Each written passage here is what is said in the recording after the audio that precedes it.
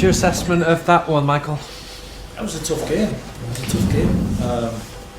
Credit to Sunderland. I think we knew it was going to be a tough game coming here anyway, and I dig deep at times. It wasn't our best, but actually to take something from the game when you're not at your best is a good trait that we're trying to build as well. So there's obviously changes, and sometimes you're trying to find that rhythm a little bit, which is understandable. But I still quite liked a lot of things. Maybe like something next season's going to look like. There's going to be a lot more games and have to do a lot more rotation. Did it feel like a sign that maybe you're going to need more depth this summer and more options when you do pick up those little injuries and those little niggles? Listen, it's one game as well, and I think to overanalyse it in terms of then moving forward next season, judging the squad and judging everything on one game, it's not certainly not what I'll do or what you'll do as a club anyway. I think we know the quality of the players, we know what the squad looks like, and the strengths and things that we need to improve on. So I'm certainly one game today doesn't. Michael Carrick admitted that he was left deeply confused and disappointed by Manchester United's performance against Sunderland after the goalless draw at the Stadium of Light. The former United midfielder could hardly believe that a club with such attacking quality managed to produce only one shot on target throughout the entire match.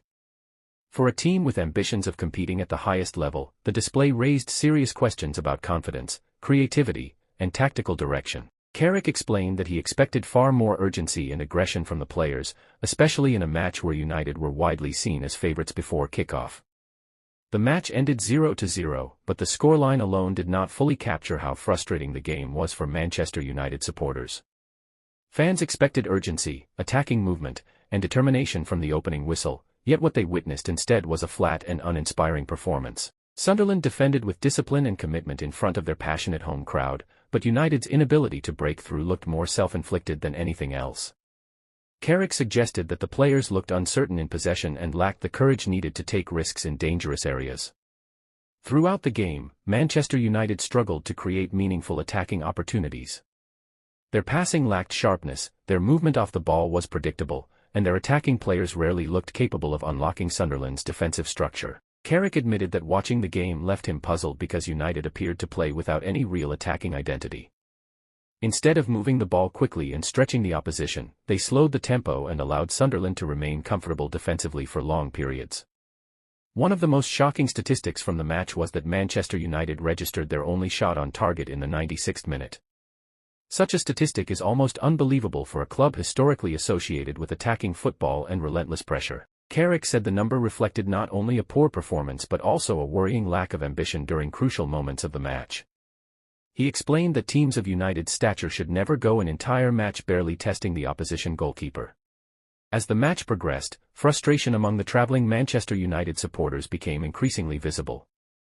Every misplaced pass, every failed cross, and every slow attacking move was met with growing disappointment from the fans. Carrick acknowledged that supporters have every right to expect better from the team because Manchester United's history is built on entertaining football, attacking confidence, and a winning mentality. Against Sunderland, however, those qualities appeared completely absent.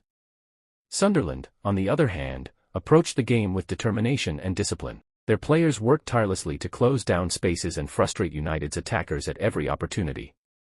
Carrick praised Sunderland for their organisation and commitment, admitting that they deserved credit for executing their game plan effectively. However, he also stressed that Manchester United should possess enough quality to overcome such resistance regardless of the opponent's defensive efforts. Another issue Carrick highlighted was the lack of leadership shown on the pitch by Manchester United's senior players. During difficult moments, experienced players are expected to step forward, calm the team, and inspire confidence. Instead, United looked nervous and disconnected, with no clear figure taking control of the game.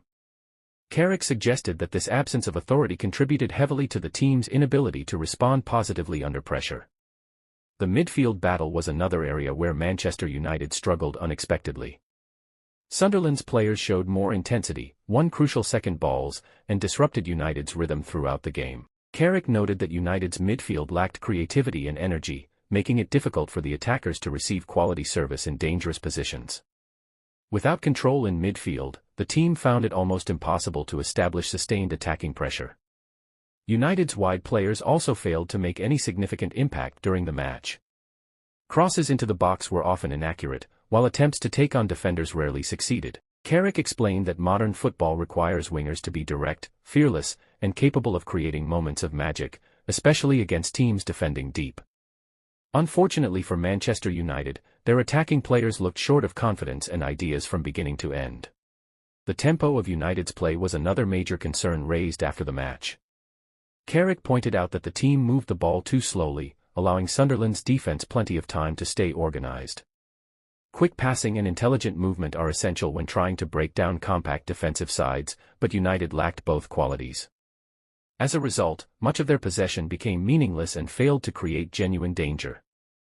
The manager's tactical decisions also came under scrutiny following the disappointing result. Carrick admitted that he was confused by some of the tactical choices made during the game, particularly the lack of urgency in attacking substitutions. Many supporters expected changes earlier in the second half to inject energy and creativity into the side, but United continued to play cautiously even as time ran out. By the time they finally registered a shot on target in stoppage time, it was far too late to rescue a victory. Former players and football analysts were equally critical of Manchester United's display. Many described the performance as one of the weakest attacking displays from the club in recent memory. Carrick agreed that the statistics were alarming and emphasized that such performances cannot become acceptable standards at Manchester United. He warned that unless improvements are made quickly, the team risks falling further behind their rivals both domestically and in Europe. The atmosphere inside the Stadium of Light reflected Sunderland's growing confidence as the game continued. Every successful tackle and interception from the home side was loudly celebrated by their supporters, while United's players seemed to become increasingly frustrated. Carrick noted that football is often influenced by momentum and belief, and Sunderland clearly gained both as United failed to threaten them consistently. Manchester United's attackers appeared isolated for large parts of the game. Without enough support from midfield and full-backs, the forwards were forced to operate in crowded areas with limited opportunities. Carrick explained that successful attacking football depends on teamwork and coordinated movement, something United failed to demonstrate against Sunderland. Too often, players looked disconnected and uncertain about their roles within the system. Defensively, Manchester United were relatively solid, but that alone could not satisfy supporters expecting a positive result. Carrick admitted that while keeping a clean sheet is important, it means very little when the team offers almost nothing going forward. Football at a club like Manchester United is about balance, ambition, and entertainment, and the performance against Sunderland lacked all three elements. As criticism intensified after the final whistle, questions began to emerge about the team's confidence levels. Carrick suggested that some players looked afraid to make mistakes, choosing safer options rather than attempting creative passes or aggressive attacking runs. This cautious mentality made United predictable and easy to defend against. Great teams, he explained, are built on bravery and confidence, qualities that seemed absent during the match. The result also sparked wider debates about Manchester United's long-term direction and identity as a football club. Supporters remember the attacking philosophy that once defined the team under legendary managers, making performances like this particularly difficult to accept. Carrick acknowledged those concerns and admitted that rebuilding a winning mentality requires more than just talent, it demands character, belief, and consistency from every player on the pitch. In the end, the 0-0 draw against Sunderland felt more like a defeat for Manchester United because of the nature of the performance. Carrick's confusion reflected the feelings of countless supporters who expected far more from a squad filled with talented players. Producing only one shot on target in the 96th minute is a statistic that will remain difficult for fans to forget. For Manchester United, the match served as a warning that significant improvements are needed if the club hopes to return to the standards expected of one of football's biggest institutions.